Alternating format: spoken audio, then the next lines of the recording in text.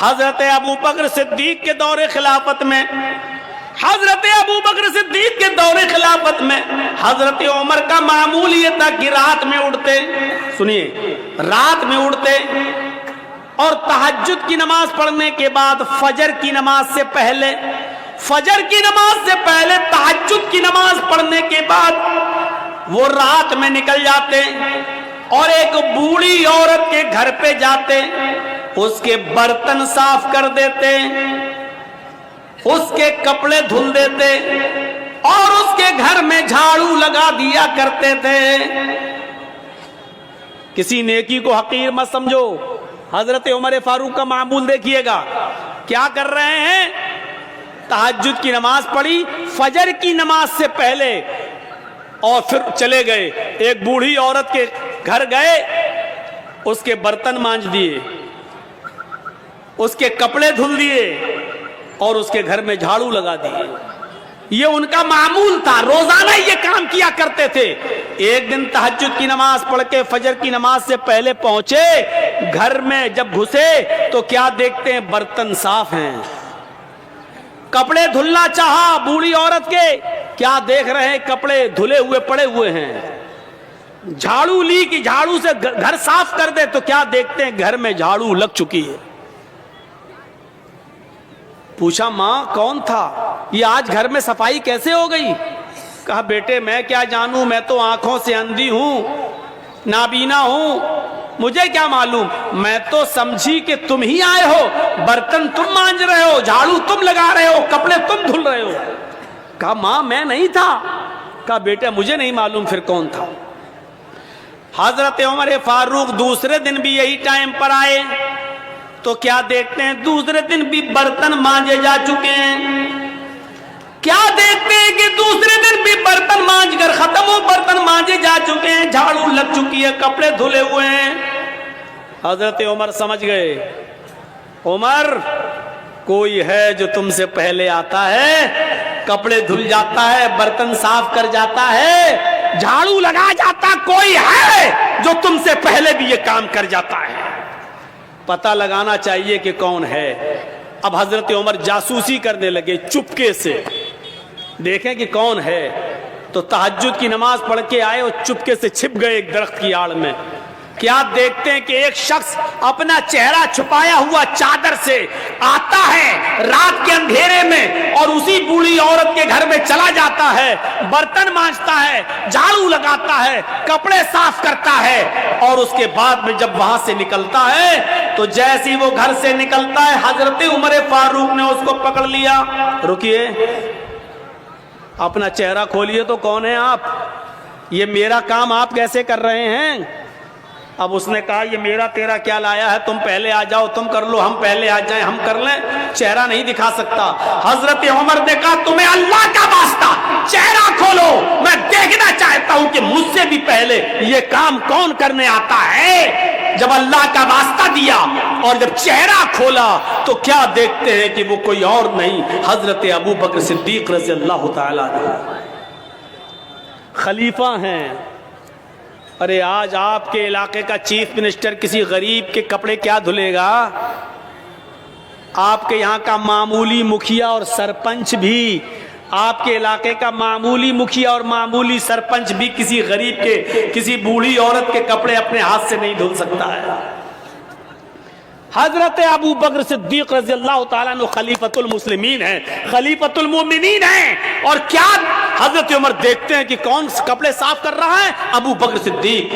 کون ہے ابو بکر صدیق جو برتن مانج رہے ہیں؟ کون ہے جو گھر میں جھاڑو لگا رہا ہے؟ ابو بکر صدیق۔ میرے پیارے ساتھیوں، میں بتانا یہی چاہتا تھا کہ کسی بھی نیکی کو حقیر مت سمجھو، چھوٹی سے چھوٹی نیکی، یہ جھاڑو لگانا میرے بھائیو ایک معمولی نیکی ہے، لیکن حضرت ابو بکر صدیق جھاڑو لگا رہے ہیں، برتن مانج دینا کوئی بہت بڑا کام نہیں ہے۔ اگر کسی آدمی کو اپنی انسلٹ کا خیال ہو تو بھلے ہی نہ مانجے، ورنہ برتن مانجنا کوئی بہت بڑا کام نہیں ہے۔ برتن مانج دینا، کپڑے دھل دینا، جھاڑو لگا دینا، یہ کوئی بہت بڑا کام نہیں ہے۔ لیکن حضرت ابو بکر ان کاموں کو بھی حقیر نہیں سمجھا کرتے تھے، حضرت عمر ان کاموں کو بھی حقیر نہیں سمجھا کرتے تھے۔ اس لیے فرمایا کوئی بھی چھوٹا سی چھوٹی نیکی کو بھی حقیر مت سمجھو۔ کھجور نہ ہو، کھجور کا ٹکڑا ہی صدقہ و خیرات کرو۔ میرے پیارے ساتھیوں، ان چیزوں کو اپنے ذہن میں رکھیے، ان چیزوں کو اپنے ذہن میں رکھیے۔ مسلمان وہ ہوتا ہے جو چھوٹی سے چھوٹی نیکی کو بھی معمولی نہیں سمجھتا ہے، اور مسلمان مومن وہ ہوتا ہے جو چھوٹے سے چھوٹا گناہ کو بھی پہاڑ سمجھتا ہے۔ ایک چیز یاد رکھیے گا، مسلمان کون ہوتا ہے؟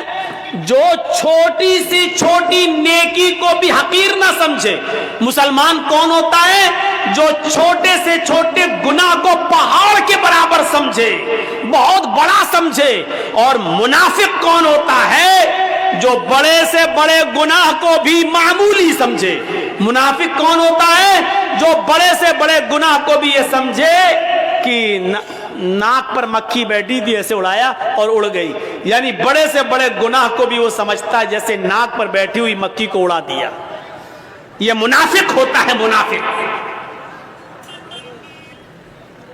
اندازہ لگا رہے ہیں آپ؟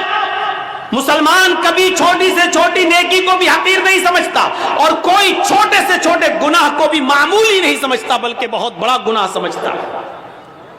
صحابہ اکرام فرماتے ہیں، اے لوگوں جن گناہوں کو تم معمولی سمجھ کر جاتے ہو، ہم اللہ کے نبی کے زمانے میں، ہم رسول اللہ صلی اللہ علیہ وسلم کے زمانے میں، ہم چھوٹے سے چھوٹے اور معمولی سے معمولی گناہ کو بھی پہاڑ کے برابر سمجھا کرتے تھے، پہاڑ کے برابر جانا کرتے تھے۔ ہم نبی اکرم صلی اللہ علیہ وسلم کے زمانے میں معمولی سے معمولی گناہ کو بھی پہاڑ کے برابر سمجھا کرتے تھے۔ اور مسلمان کی پہچان یہ ہے کہ اس کے سامنے ایک راستہ مصیبت کا ہو اور دوسرا راستہ معصیت، گناہ اور نافرمانی کا ہو۔ ایک راستہ تو ہو مصیبت کا، پریشانی کا، اور دوسرا راستہ ہو گناہ کا۔ تو مسلمان وہ ہوتا ہے جو مصیبت کے راستے کو اختیار کر لیتا ہے لیکن گناہ کے راستے کو اختیار نہیں کرتا۔ اب میں مثال دوں گا، ذرا سنیے گا میرے پیارے ساتھیوں۔ مسلمان وہ ہوتا ہے جس کے سامنے اگر دو راستے آ جائیں، ایک طرف پریشانی کا راستہ، مصیبت کا راستہ، اور دوسری طرف گناہ کا راستہ۔ کوئی کام کرنے میں پریشانی ہے اور اس کام کو نہ کرنے میں عیش و آرام ہے لیکن گناہ ہے، تو مسلمان وہ ہوتا ہے جو پریشانی اور مصیبت کا راستہ اختیار کرتا ہے۔ حضرت یوسف علیہ السلام کو دیکھیے، چھوٹے ہیں، بچے ہیں، اور ان کے بھائیوں نے برگلا لیا اپنے ماں باپ کو، اپنے باپ یعقوب علیہ السلام کو بہکا لیا، اے ہمارے ابو، ہم یوسف کو اپنے ساتھ لے جاتے ہیں جنگل میں، ہمارے ساتھ کھائے گا، پیے گا، کھیلے گا، دوڑے گا، آپ یوسف کو اپنے پاس رکھتے ہیں ہر وقت، ہمارے ساتھ بھی تو اس کو مار بھیجیے، ذرا سیر و تفریح کرے، چلے پھرے، گھومے، ٹہل کر دیکھے۔ اور باپ نے بہت منع کیا لیکن بیٹوں نے منا لیا، اور باپ نے حضرت یوسف علیہ السلام کو بھائیوں کے ساتھ، بیٹوں کے دوسرے بیٹوں کے ساتھ بھیج دیا کہ جاؤ، لے جاؤ، لیکن یاد رکھنا، خیال رکھنا یوسف کا، چھوٹا بچہ ہے، دیکھو۔ اور جب یہ لوگ جنگل کے اندر پہنچ جاتے ہیں تو اب صلاح و مشورہ کرتے ہیں کہ یوسف کو کیا کریں۔ پھر ایک حتمی فیصلہ کرتے ہیں کہ مارنا ٹھیک نہیں ہے، قتل کرنا ٹھیک نہیں ہے، یوسف کو ہم ایک ویران کنویں میں ڈال دیتے ہیں، یوسف کو ہم ایک اندھے کنویں میں پھینک دیتے ہیں، کوئی آئے گا اور اٹھا کر یوسف علیہ السلام یوسف کو لے جائے گا۔ پھر وہ اپنے یہاں پالے گا، پوسے گا، بڑا کرے گا، ہمیں کیا مطلب؟ ہم سے تو ایک مصیبت چل جائے گی۔ ہمارے والدین، ہمارے ماں باپ، ہمارے باپ یعقوب یوسف سے محبت کرتے ہیں اور وہ جگہ ہمیں اپنے دل میں نہیں دیتے جو یوسف کا مقام ہے۔ پھر ان لوگوں نے عزم مصمم کر لیا اور یوسف علیہ السلام کو ایک کنویں کے اندر پھینک دیا، کنویں میں ڈال دیا، اور روتے ہوئے اپنے گھر آتے ہیں۔ ایک یوسف علیہ السلام کی قمیض اتار لی، ان کا کرتا اتار لیا، اور ایک بکری کو ذبح کر کے بکری کا جھوٹا خون، بکری کا خون اس قمیض میں لگا کر لے آئے، اور جب اپنے گھر پہ آتے ہیں تو اپنے ابا سے کہتے ہیں، یعقوب علیہ السلام سے کہتے ہیں، یا ابانا، اے ہمارے ابو جان،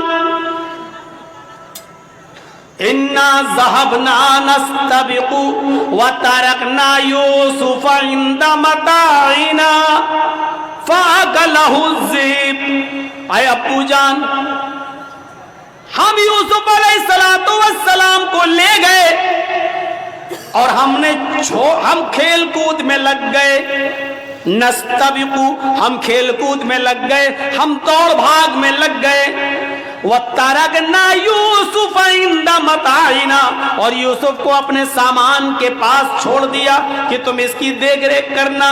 ہم لوگ ادھر ادھر کھیل کود میں لگ گئے، فَأَكَلَهُ الذِّئْبُ، بھیڑیا آیا اور بھیڑیا یوسف علیہ السلام کو کھا گیا۔ بھیڑیا آیا اور بھیڑیے نے یوسف کو پھاڑ دیا۔ اے ہمارے ابو، آپ ہماری بات پر ایمان کیوں لائیں گے؟ آپ ہماری بات کیوں مانیں گے؟ وَمَا أَنْتَ بِمُؤْمِنٍ لَنَا، آپ ہماری بات کیوں مانیں گے؟ وَلَوْ كُنَّا صَادِقِينَ، اگرچہ ہم سچے ہی کیوں نہ ہوں، ہم سچ بول رہے ہیں پھر بھی آپ کو ہماری بات کا یقین نہیں ہوگا۔ اپنے ماں باپ سے یہ بات کہہ دی یعقوب علیہ السلام سے۔ ادھر ایک قافلہ آیا، سنیے، ادھر ایک قافلہ آیا، اس کو پیاس لگی تو کنویں کے پاس چلا گیا، اس نے ڈول ڈالا، ڈول، اور اس یوسف علیہ السلام اس ڈول میں بیٹھ گئے۔ اس نے جب کھینچا تو ڈول بھاری لگا، اس نے جھانک کر دیکھا تو ایک چھوٹا بچہ پڑا ہوا ہے یوسف۔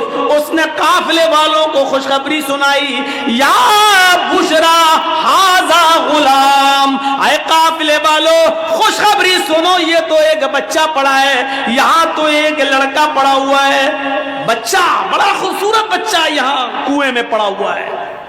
نکالا، مصر کے بازار میں لے گئے اور وہاں اس بچے کو بیچ دیا گیا۔ اور جانتے ہو، اتنا خوبصورت بچہ یوسف علیہ السلام، جن کی خوبصورتی کا ذکر قرآن میں موجود، لیکن اس خوبصورت بچے کی قیمت بھی کیا لگی مصر کے بازار میں، جانتے ہو؟ ان کو پیسہ چاہیے تھا، کہتے ہیں کہ کوئی چوری کا مال ہو یا ایسا کوئی مال ہو تو آدمی جلدی ہٹاتا ہے، کبھی کبھی 20,000 کا موبائل 2,000 میں دے کے چلا جاتا ہے کہ جلدی ہٹے، جلدی سے نکلے، اور پکڑا جائے تو دوسرا پکڑا جائے، ہم نہ پکڑے جائیں۔ ایسے انہوں نے دیکھا کہ یہ یوسف ہمیں ملے تو جلدی سے ان کو ہٹا دیا جائے، اور مصر کے بازار میں جب بولی لگی تو جانتے ہو بہت کم قیمت میں ان کو بیچ دیا گیا۔ وَشَرَوْهُ بِثَمَنٍ بَخْسٍ دَرَاهِمَ مَعْدُودَةٍ، قرآن کے الفاظ دیکھو میرے بھائیوں، ان لوگوں نے چند سکوں میں یوسف کو بیچ دیا، چند ٹکوں میں، چند کھوٹے سکوں میں یوسف کو بیچ دیا۔ لو، یوسف علیہ السلام بادشاہ مصر کے مہمان بنے، دھیرے دھیرے بادشاہ مصر کے پاس پہنچے۔ بادشاہ مصر نے اپنی بیوی سے کہا، یہ بچہ ہے، اس کی دیکھ ریکھ کرو، آگے چل کر ہو سکتا ہے کہ ہم اس کو بیٹا بنا لیں، دیکھو اس کی خدمت کرو، دیکھ بھال کرو۔ اور بادشاہ مصر کے گھر میں یوسف کی پرورش ہونے لگی، دھیرے دھیرے بڑے ہوتے گئے، اور ایک دن آیا کہ یوسف علیہ السلام اپنی جوانی کو پہنچ گئے، یہاں خوبصورتی اپنی قیامت برپا کر رہی تھی، اور یہاں یوسف علیہ السلام جوان ہو گئے، اور ادھر بادشاہ مصر کی بیوی کا دل ہچکولے لینے لگا. وہ اس غلام پر یوسف علیہ السلام پر اندر ہی اندر دل و جان سے فریفتہ تھی, دل و جان سے قربان تھی. دھیرے دھیرے یہ چرچا مصر کی عورتوں میں ہونے لگا, اور مصر کی عورتیں اور عورتوں میں کسی بات کا چرچا بہت جلدی ہوتا ہے. کوئی بھی بات ہو اگر آپ کو بہت جلدی پھیلانا ہو تو بس 2-4 عورتوں میں پھیلا دو, شام تک ہوتے ہوتے پورے گاؤں میں آٹومیٹک پھیل جائے گی. یہ بات مصر کی عورتوں میں پھیل گئی. او بادشاہ کی بیوی, اوہو اپنے غلام پہ مرتی ہے, اپنے غلام کو دل دے بیٹھی ہے, اپنے غلام کے ساتھ منہ کالا کرنا چاہ رہی ہے, اپنے غلام کے ساتھ یہ حرکت کرتی ہے. بادشاہ مصر کی بیوی کے چرچے جب مصر کی عورتوں میں ہونے لگے تو اس عورت نے یعنی بادشاہ کی بیوی نے ساری عورتوں کو دعوت دے دی. غور کیجئے, ساری عورتوں کو دعوت دے دی, سب کے سامنے پھل رکھ دیے, سب کو چھریاں دے دی, اور جب وہ پھلوں کو کاٹنے لگی تو اس عورت نے بادشاہ مصر کی بیوی نے یوسف علیہ السلام سے کہا, اے یوسف ان عورتوں کے سامنے سے گزر جاؤ. یوسف علیہ السلام ان عورتوں کے سامنے سے گزر رہے ہیں, اپنی مالکن کی بات ماننا پڑے گی. یوسف علیہ السلام اپنے مالک کی بیوی کی بات مانتے ہوئے ان عورتوں کے سامنے سے گزر رہے ہیں. جب ان عورتوں کے سامنے سے گزرے تو ان عورتوں نے جب یوسف علیہ السلام کو دیکھا, یوسف علیہ السلام کو دیکھا, قرآن کہتا ہے وہ پھل کاٹ رہی تھی, بجائے پھل کاٹنے کی وَقَطَّعْنَ أَيْدِيَهُنَّ انہوں نے اپنی انگلیاں کاٹ ڈالی, انہوں نے اپنے انگلیوں پر چھریاں چلا لی, اپنی انگلیوں کو کاٹ ڈالا. اور جب یوسف پر نظر پڑی تو چیخ پڑی, مَا هَذَا بَشَرٌ إِنْ هَذَا إِلَّا مَلَكٌ كَرِيمٌ, یہ کوئی انسان نہیں ہے. ما ھذا بشر, یہ کوئی انسان نہیں ہے. ان ھذا الا ملک کریم, نہیں یہ تو ایک معزز اور مکرم فرشتہ نظر آتا ہے, یہ کوئی انسان لگتا ہی نہیں ہے. دیکھو کتنا خوبصورت ہے, کتنا حسین و جمیل ہے, یہ کوئی انسان نہیں, یہ تو کوئی بزرگ فرشتہ نظر آ رہا ہے. مطلب سمجھ رہے ہیں؟ ابھی صرف بادشاہ کی بیوی فریفتہ تھی یوسف پر, اب مصر کی ساری عورتوں نے دل دے بیٹھا یوسف. ہر عورت چاہنے لگی کہ یوسف ہمارے ہو جائیں, یوسف ہمارے ہو جائیں. ایک فتنہ کھڑا ہو گیا. اب بادشاہ کی بیوی نے کہا, دیکھ لیا تم نے, اب بتاؤ اس میں میری کیا غلطی ہے؟ اس کو میں نے بہت بہکایا, اپنی طرف مائل کیا, لیکن یہ بچا رہا. اور پھر یوسف کے سامنے دھمکی دیتی ہے بادشاہ کی بیوی, اے عورتوں, اے مصر والیوں سنو, اگر یوسف نے میری بات نہیں مانی, میری خواہش پوری نہیں کی, میں اس سے جو چیز چاہتی ہوں, اگر میرا مطالبہ اس بچے نے, اس لڑکے نے, اس غلام نے اگر پورا نہیں کیا تو یہ جیل میں سڑے گا, یا سخت سے سخت سزا میں اس کو دلاؤں گی, سخت سے سخت سزا دلواؤں گی یا جیل میں سڑے گا. اب یوسف علیہ السلام کو جب دھمکی ملتی ہے تو یوسف علیہ السلام کے پاس 2 ہی راستے تھے. ایک راستہ تو یہ تھا مصیبت کا, اس عورت کی بات نہ مانیں اور جیل میں چلے جائیں, یہ مصیبت کا راستہ تھا. میں نے کہا نا, مومن کے لیے اگر ایک طرف مصیبت کا راستہ ہو اور ایک طرف گناہ کا راستہ ہو, معصیت کا, تو مومن مصیبت کا راستہ اختیار کر لیتا ہے لیکن گناہ کا راستہ اختیار نہیں کرتا. یوسف علیہ السلام کے سامنے 2 راستے تھے. یا بادشاہ مصر کی بیوی نے کہا کہ اگر اس نے میری بات نہیں مانی تو اس کو سخت سے سخت سزا دلواؤں گی یا جیل کے اندر سڑے گا. یوسف علیہ السلام کے پاس 2 ہی راستے تھے. ایک راستہ یہ تھا کہ بادشاہ کی بیوی کی بات مان لیں اور جو وہ کہہ رہی ہے اس کی مرضی کو پورا کر دیں. اگر ایسا کر لیتے، بادشاہ کی بیوی کی بات مان لیتے تو 5 انگلی گھی میں تھی. بادشاہ کی بیوی ان کو بچاتی بھی، بادشاہ کی بیوی ان کا خیال بھی رکھتی، بادشاہ کی بیوی ان کو تنہائی کا موقع بھی دیتی، بادشاہ کی بیوی ان کی عزت و تکریم بھی کرتی، بادشاہ کی بیوی ان کو اچھی طریقے سے ان کی حفاظت بھی کرتی، سب کچھ کرتی، اور جو وہ چاہتے وہ ان کو ملتا رہتا.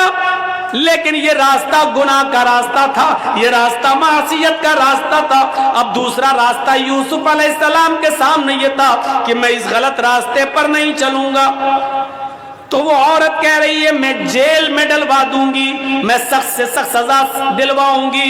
تو یوسف علیہ السلام نے یہ راستہ پسند کر لیا اور نظریں آسمان پہ ڈالی اور فرمایا الہ العالمین، اے میرے پروردگار، بادشاہ مصر کی بیوی نے یہ ٹھان لیا ہے کہ میں اس کے ساتھ غلط کام کروں، اور وہ یہ بھی کہہ رہی ہے اگر اس نے میری بات نہ مانی تو میں اس کو سزا دلواؤں گی اور جیل میں ڈلوا دوں گی. رب السجن احب الی مما یدعوننی الیہ، اے میرے پروردگار، اے میرے اللہ، اے میرے رب، مجھے جیل میں جانا زیادہ پسند ہے.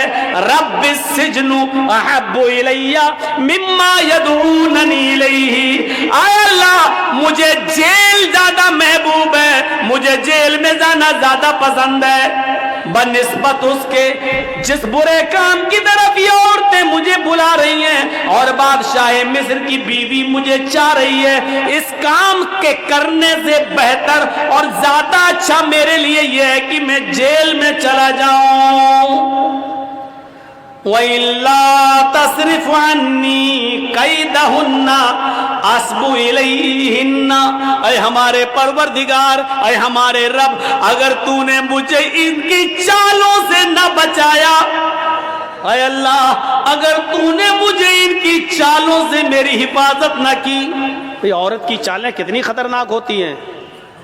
آپ کو اپنے گھر میں پیار و محبت کے جال میں پھنسا کر بلا بھی لیں گی اور آپ کو پھنسوا بھی دیں گی، آپ کو پھنسوا بھی دیں گی.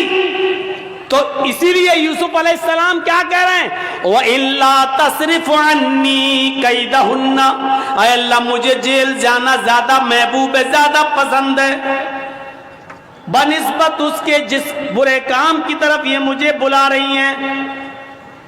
اے اللہ اگر تو نے مجھے ان کی چالوں سے محفوظ نہ کیا، اگر تو نے مجھے ان کی چالوں سے نہ بچایا، اسبو الیہن، تو میں بھی ان کی طرف جھک جاؤں گا، میں بھی ان کی طرف مائل ہو جاؤں گا، میں بھی ان کے ساتھ غلط کام کر بیٹھوں گا. وَأَكُن مِّنَ الْجَاهِلِينَ، اور میں جاہلوں میں نادانوں میں سے ہو جاؤں گا. اے اللہ میں جاہلوں اور نادانوں میں سے ہو جاؤں گا. اس لیے اللہ مجھے ان کے شر و فتن سے اور ان کی چالوں سے تو میری حفاظت فرما.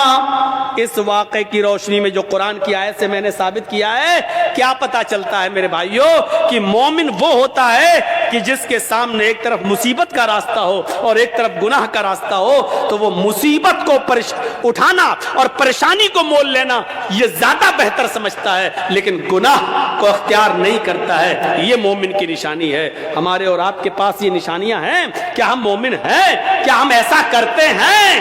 اس لیے یاد رکھیے میرے ساتھیوں، گناہوں کی دلدل سے بچیے، گناہوں کی دلدل سے بچیے اور اللہ رب العالمین کو پکارتے رہیے، اپنے گناہوں کی توبہ اور معافی مانگتے رہیے کہ اللہ رب العالمین فرماتا ہے قُلْ يَا عِبَادِيَ الَّذِينَ اسْرَفُوا عَلَىٰ أَنفُسِهِمْ لَا تَقْنَطُوا مِن رَحْمَتِ اللَّهِ. اے محمد صلی اللہ علیہ وسلم میرے بندوں سے کہہ دو یا عبادی الذین اسرفوا علی انفسہم، اے اللہ کے بندو اگر تم نے گناہ کر کر کے، اگر تم نے ظلم کر کر کے، اگر تم نے عیاریوں مکاریاں کر کر کے گناہ کر ڈالے اور زمین و آسمان بھی بھر لیے، اپنی جانوں پر تم نے ظلم کیا، اپنی جانوں پر تم نے ظلم کیا ہے اور تم حد سے آگے بڑھ چکے ہو، لا تقنطوا من رحمت اللہ، کہہ دو اے اللہ کے بندو، اللہ کی رحمت سے نا امید مت ہو جاؤ، اللہ کی رحمت سے نا امید مت ہو، اللہ رب العالمین تمہارے گناہوں کو اب بھی معاف کر دے گا، بشرط یہ کہ تم سچے دل سے توبہ کرو، استغفار کرو۔ میرے بھائیو یاد رکھیے گا، میں نے خطبہ مسنونہ کے بعد جو آیت پڑھی ہے وہ اسی سے متعلق ہے، توبہ اور استغفار سے۔ یا ایھا الذین آمنوا توبوا الی اللہ توبۃ نصوحا عسى ربکم ان یکفر عنکم سیئاتکم ویدخلکم جنات تجری من تحتها الانہار۔ اللہ رب العالمین کیا فرما رہا ہے؟ آئے مسلمانوں، آئے ایمانوں والو، تم اللہ سے خالص اور سچی توبہ کرو، توبوا الی اللہ توبۃ نصوحا، آئے ایمانوں والو تم اللہ سے خالص اور سچی توبہ کرو۔ خالص اور سچی توبہ کیا ہوتی ہے؟ توبۃ نصوحا کیا ہوتی ہے؟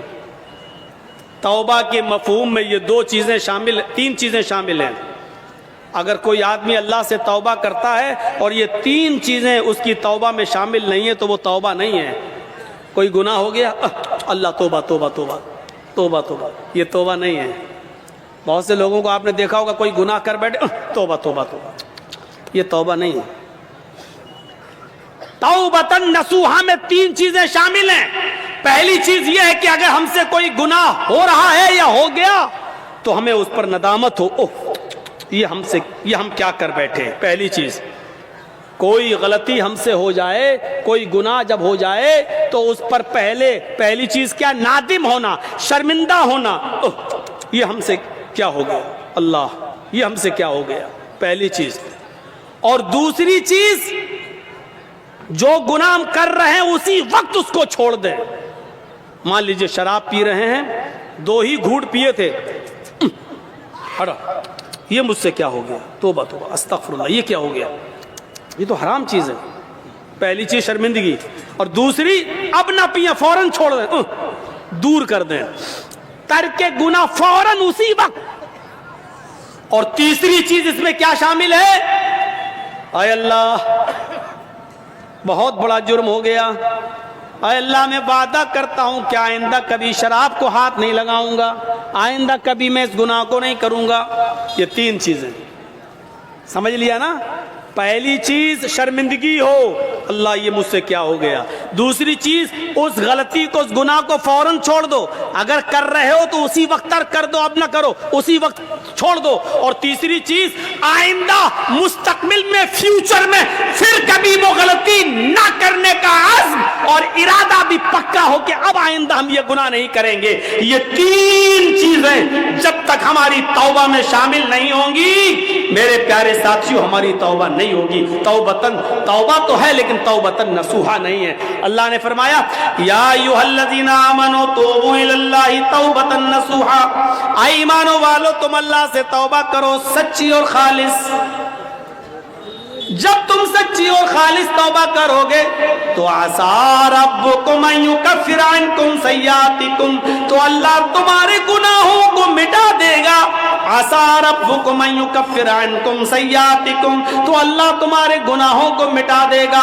ویدخلکم جنات تجری من تحتها الانہار، جب تم خالص اللہ سے سچی توبہ کرو گے تو اللہ تمہیں ایسی جنتوں میں داخل کر دے گا جس کے نیچے نہریں بہ رہی ہوں گی، جس کے نیچے نہریں جاری ہوں گی۔ توبہ کون کرتا ہے؟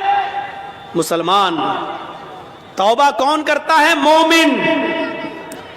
کیونکہ اللہ تبارک و تعالی نے انسان کو دونوں صلاحیتیں دے کر بھیجا ہے۔ آج میں تمہیں ایک ایسی چیز بتلا رہا ہوں، اس کو اگر سمجھ لیا تو بہت کچھ سمجھ لو گے۔ اللہ نے انسان کو دونوں صلاحیتیں دے کر بھیجا ہے۔ اللہ نے انسان کو اچھے کام کرنے کی صلاحیت بھی دی ہے، اور اللہ نے انسان کو برے کام کرنے کی صلاحیت بھی دی ہے۔ انسان کو اچھے کام کرنے کی طاقت بھی دی ہے اور برے کام کرنے کی بھی طاقت دی ہے۔ اللہ نے انسان کو نیکیاں کرنے کی بھی صلاحیت دی ہے اور گناہ کی بھی صلاحیت دی ہے۔ ہاں، اور گناہ کرنے کی صلاحیت دی ہے تو گناہوں سے بچنے کی بھی صلاحیت دی ہے۔ انسان نیکیاں کر سکتا ہے تو برائی بھی کر سکتا ہے، دونوں صلاحیتیں ہیں۔ انسان برائیاں کر سکتا ہے تو برائیوں سے بچا بھی سکتا ہے اپنے آپ کو۔ یہ دونوں صلاحیتیں دے کر اللہ تعالیٰ نے انسان کو بھیجا ہے۔ یہ صلاحیت اللہ نے فرشتوں کے اندر نہیں رکھی ہے۔ اللہ نے فرشتوں کو صرف نیکیاں کرنے کی صلاحیت دی ہے، گناہ کرنے کی صلاحیت فرشتوں کے پاس نہیں ہے۔ کسی فرشتے سے کہو جوا کھیل کے دکھاؤ تو کوئی فرشتہ جوا نہیں کھیل سکتا۔ کسی فرشتے کو کبھی آپ نے سنا ہے کہ اس نے شراب پی؟ نہیں پی سکتا۔ کیوں؟ کیونکہ اللہ تعالیٰ نے فرشتوں کو گناہ کرنے کی صلاحیت دی ہی نہیں ہے۔ اللہ نے انسان کو گناہ کرنے کی بھی صلاحیت دی اور نیکی کرنے کی بھی صلاحیت دی، اور یہی انسان کا کمال ہے۔ کمال جانتے ہو؟ انسان کے مکمل ہونے کی دلیل یہی ہے۔ فرشتے مکمل نہیں ہیں، انسان مکمل ہے۔ اسی لیے اللہ تعالیٰ نے انسان کا درجہ فرشتوں سے بھی بلند رکھا ہے، بلند، فرشتوں سے بھی بلند رکھا ہے۔ کیوں؟ کیونکہ فرشتوں نے اللہ کو دیکھا، فرشتوں نے جنت دیکھی، فرشتوں نے جہنم دیکھی۔ فرشتوں نے تو جنت جہنم دیکھی ہے، اگر وہ اللہ کی ہر وقت عبادت کرتے ہیں تو یہ کوئی کمال نہیں ہے۔ کمال تو یہ ہے کہ ہم نے اور آپ نے اور مسلمانوں نے جنت نہیں دیکھی پھر بھی جنت میں جانے کی خواہش، جہنم نہیں دیکھی پھر بھی جہنم سے بچنے کی خواہش، جہنم نہیں دیکھی پھر بھی دعا کرتے ہیں ربنا آتنا فی الدنیا حسنۃ وفی الآخرۃ حسنۃ وقنا عذاب النار۔ اے اللہ ہم کو دوزخ کے عذاب سے بچا لے۔ ہم نے اور آپ نے دوزخ جہنم نہیں دیکھی پھر بھی یہ دعا کرتے ہیں ربنا اصرف عنا عذاب جہنم ان عذابها کان غراما۔ اے اللہ جہنم کا عذاب ہم سے پھیر دے، جہنم کا عذاب ہم سے ہٹا لے۔ ان عذاب کان غراما، تیرا عذاب بہت ہی زیادہ سخت اور چمٹنے والا ہے۔ یہ ہمیں اور آپ کو یہ دعا کرنا پڑتی ہے۔ کیوں؟ حالانکہ دوستو، امید کرتا ہوں کہ آپ حضرات نے اس بیان کو پورا سنا ہوگا۔ بیان کیسا لگا کمنٹ میں ضرور بتانا، اور اپنے دوستوں اور رشتہ داروں کے ساتھ شیئر ضرور کرنا۔ اللہ ہم سب کو اس بیان پر عمل کرنے کی توفیق عطا فرمائے۔ تو دوستو، پھر ملتے ہیں اگلی ویڈیو میں۔ جب تک اپنا خیال رکھیے، ہمیں دعاؤں میں یاد رکھیے۔ السلام علیکم ورحمۃ اللہ وبرکاتہ۔